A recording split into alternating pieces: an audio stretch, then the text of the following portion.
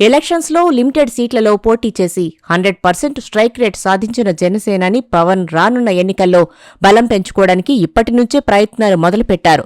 విశాఖ ఏజెన్సీలో వైసీపీకి బలమైన పట్టున్న సెగ్మెంట్పై ఫోకస్ పెడుతూ జనసేన పునాదులు పటిష్టం చేసుకునే పనిలో పడ్డారంటున్నారు. మన్యం ప్రజల అభివృద్ధి మంత్రం పఠిస్తున్న డిప్యూటీ సీఎం రాష్ట్ర ప్రభుత్వం దగ్గర డబ్బులు లేకపోయినా, సొంత శాఖ నుంచి నిధులు ఇవ్వలేకపోయినా కేంద్ర ప్రభుత్వ నిధులను తెచ్చి గిరిపుత్రులకు రోడ్లు, తాగునీరు అందించడానికి ప్రయత్నం చేస్తుండడం అందులో భాగమే అంటున్నారు. రాష్ట్ర నలుమూలల్లో ఉన్న గిరిజన తండాల్లో నెలకు ఒక్కసారైనా పర్యటించి గిరిజనుల అభివృద్ధికి నేనున్నానని హామీలిస్తుండటం వెనుక పార్టీ బలోపేతమే ఆయన వ్యవహారంగా కనిపిస్తోంది. ఉప ముఖ్యమంత్రి పవన్ కళ్యాణ్ ఆంధ్రప్రదేశ్ పంచాయతీరాజ్, గ్రామీణాభివృద్ధి, గ్రామీణ నీటి సరఫరా, పర్యావరణం, అటవీ, సైన్స్ అండ్ టెక్నాలజీ వంటి కీలక శాఖల బాధ్యతలు నిర్వర్తిస్తున్నారు. రాజకీయ నాయకుడిగా, జనసేన పార్టీ అధ్యక్షుడిగా, మంత్రిగా, డిప్యూటీ సీఎం ఆ మెగా ఫ్యామిలీ హీరో ఎక్కడా మెహర్బానీ ప్రదర్శించడం లేదు. ఫోకస్ అంతా తన శాఖల పనితీరుపై పెడుతూనే అడవులు, కొండలు, గుట్టలు, గిరిజన తండాలపై ప్రత్యేక దృష్టి సారిస్తున్నారు.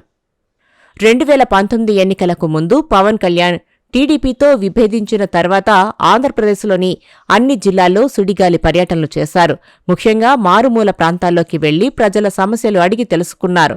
జనసేన పార్టీ అధ్యక్షుడిగా తాము అధికారంలోకి వస్తే మీ కష్టాలను తీరుస్తామని హామీలు కూడా ఇచ్చారు. టీడీపీ, జనసేన 2019 ఎన్నికల్లో విడివిడిగా పోటీ చేయడం, జగన్ వేవ్ కలిసి రావడంతో జనసేన ఘోరంగా ఓడిపోయింది. 2 చోట్ల పోటీ చేసిన పవన్ కళ్యాణ్ ఓటమి పాలయ్యారు. దాంతో అంతా పవన్ కళ్యాణ్ పని అయిపోయింది అనుకున్నా ఎక్కడా తగ్గకుండా ఓడిపోయిన నెల రోజుల్లోనే మళ్లీ జనాల్లోకి వచ్చి జనసేన నాయకుల్లోనూ, కార్యకర్తల్లోనూ నమ్మకాన్ని క్రియేట్ చేయగలిగారు. 2024 ఎన్నికలకు ముందు టీడీపీతో పొత్తు పెట్టుకుని ఎన్నికల్లో గెలిచి డిప్యూటీ సీఎంతో పాటు అనేక శాఖలకు మంత్రిగా బాధ్యతలు నిర్వర్తిస్తున్నారు. ఇక్కడ వరకు అంతా బాగానే ఉన్నా ఇంకా ఎన్నికలకు దాదాపు 4 సంవత్సరాల కాలం ఉండగానే పవన్ కళ్యాణ్ ఫోకస్ ఇప్పుడు మారుమూల ప్రాంతాలపై పడింది. ఎలాంటి అధికారం లేనప్పుడు పార్టీ అధ్యక్షుడిగా ఒక ప్లేస్కి వెళ్లాలి అంటే ఎన్నో వ్యయ ప్రయాసలతో కూడిన వ్యవహారం.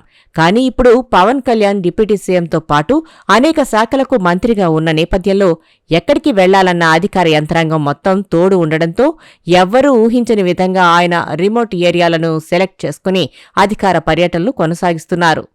ముఖ్యంగా పవన్ కళ్యాణ్ ఫోకస్ అంతా గిరిజన గ్రామాలు, కొండలు, గుట్టలు ఏరియాలో నివసిస్తున్న వారిపైనే ఎక్కువగా కనిపిస్తుంది. పవన్ కళ్యాణ్ డిప్యూటీ సీఎం అయ్యాక ఏజెన్సీ ప్రాంతాల్లో ఎక్కువగా పర్యటనలు చేస్తున్నారు.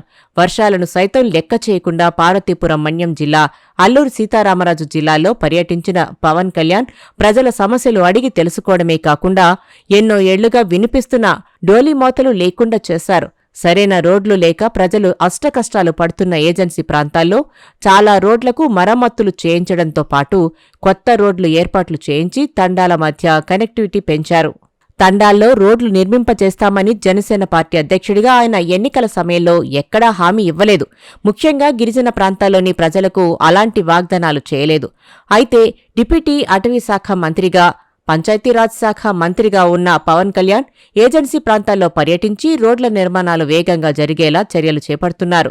ముఖ్యంగా కేంద్ర ప్రభుత్వ నిధులకు తోడు ఆంధ్రప్రదేశ్ ప్రభుత్వ నిధులు కలిపి దాదాపు 1,005 కోట్ల రూపాయలతో ఆంధ్రప్రదేశ్లోని ఏజెన్సీ ప్రాంతాల్లోని రోడ్లు నిర్మాణానికి చర్యలు చేపట్టారు. ఇప్పటికే టెండర్లు పూర్తి కావడంతో అడవి తల్లి బాట పేరుతో ఏజెన్సీలో గ్రామాలను కలుపుతూ ఈ రోడ్ల నిర్మాణం జరగనున్నాయి. కీలకమైన అటవీ శాఖ, పంచాయతీరాజ్ శాఖ రెండూ తన దగ్గరే ఉండడంతో రోడ్ల నిర్మాణానికి ఎలాంటి అవాంతరాలు లేకుండా చర్యలు చేపడుతున్నారు. పవన్ కళ్యాణ్ ఫోకస్ అంతా ఉత్తరాంధ్రతో పాటు ఆంధ్రప్రదేశ్లోని వివిధ ఏజెన్సీ ప్రాంతాలపై పెడుతుండడం చర్చనీయాంశంగా మారింది. ముఖ్యంగా ఉత్తరాంధ్ర ఏజెన్సీ ప్రాంతాల మీద పవన్ కళ్యాణ్ దృష్టి సారించడంతో 2029 ఎన్నికలకు ఇప్పటి నుండే కసరత్తు ప్రారంభించారనే చర్చ కొనసాగుతోంది. 2019, 2024 ఎన్నికల్లో అల్లూరు జిల్లాలోని పాడేరు, అరకు అసెంబ్లీ నియోజకవర్గాలు, అరకు పార్లమెంటు నియోజకవర్గాన్ని వైసీపీ కైవసం చేసుకుంది. 164 సీట్లతో ప్రభుత్వాన్ని ఏర్పాటు చేసిన అల్లూరు జిల్లాలో ఉన్న ఏజెన్సీ నియోజకవర్గాలైన పాడేరు, అరకు అసెంబ్లీ, అరకు పార్లమెంటు స్థానాన్ని గెలుచుకోలేకపోవడంతో టీడీపీ, జనసేనలో ఒకంత అసంతృప్తి కనిపిస్తోంది. దాంతో ఇప్పటి నుండే ఏజెన్సీ నియోజకవర్గాలపై దృష్టి పెడితే 2029 ఎన్నికల్లో ఖచ్చితంగా గెలవవచ్చని జనసేనాని భావిస్తున్నారట. పవన్ కళ్యాణ్ సినీ గ్లామర్తో పాటు డిప్యూటీ సీఎం గిరిజన నియోజకవర్గాల్లో ఎక్కువగా పర్యటిస్తూ అభివృద్ధి కార్యక్రమాలు చేపడుతుండడం వెనుక రానున్న ఎన్నికల్లో వైసీపీని మట్టి కరిపించడమే వ్యూహంగా కనిపిస్తోంది. అందులో భాగంగానే పవన్ కళ్యాణ్ ముందు నుంచి ఈ నియోజకవర్గాలపై దృష్టి పెట్టి జనసేన పునాదులు బలోపేతం చేసుకునే పనిలో పడ్డారట.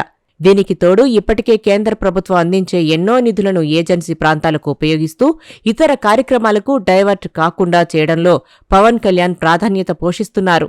2024 ఎన్నికల్లో అరకు పార్లమెంటు స్థానం నుంచి పోటీ చేసిన బీజేపీ ఓటమి మూటగట్టుకుంది. 2029 ఎన్నికల్లో బీజేపీ అక్కడి నుంచి పోటీ చేసి గెలిచి తీరాలనే పట్టుదలతో ఉంది. ఏపీలో జనసేనతో పాటు బీజేపీ బలోపేతం బాధ్యతలు కూడా తన భుజాలపై మోస్తున్న పవన్ కళ్యాణ్ జనసేన నుండి అరకు, పాడేరు ఎమ్మెల్యేలతో పాటు బీజేపీ అరకు ఎంపీ సీటు గెలిచేలా ఇప్పటి నుంచే ప్రణాళికలు రచిస్తున్నట్లు జోరుగా ప్రచారం సాగుతోంది. ప్రతి నెలా పవన్ కళ్యాణ్ గిరిజన నియోజకవర్గాల్లో పర్యటిస్తారని ప్రకటించడం వెనుక ఉత్తరాంధ్రలో ఎక్కువ సీట్ల నుంచి పోటీ చేయడమే పవన్ వ్యూహం అంటున్నారు. రాష్ట్రంలో 15 ఏళ్లు జనసేన టీడీపీ కూటమి ప్రభుత్వం ఉంటుందని పవన్ కళ్యాణ్ పదే పదే ప్రకటిస్తున్నారు.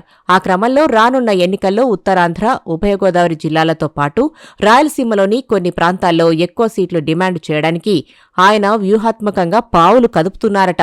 పంచాయతీరాజ్, అటవీశాఖ, సైన్స్ అండ్ టెక్నాలజీ శాఖలతో కింద స్థాయి వర్గాలతో పాటు చదువుకున్న వర్గాలను, ప్రజలను తరచూ కలిసే అవకాశముంటుంది. అదే జనసేన పార్టీ ఎదుగుదలకి ఉపయోగపడుతుందని భావిస్తున్న పవన్ కళ్యాణ్ కొంచెం సమయం దొరికినా ఆలోచించకుండా ఏజెన్సీ ఏరియాలో వాలిపోతున్నారట.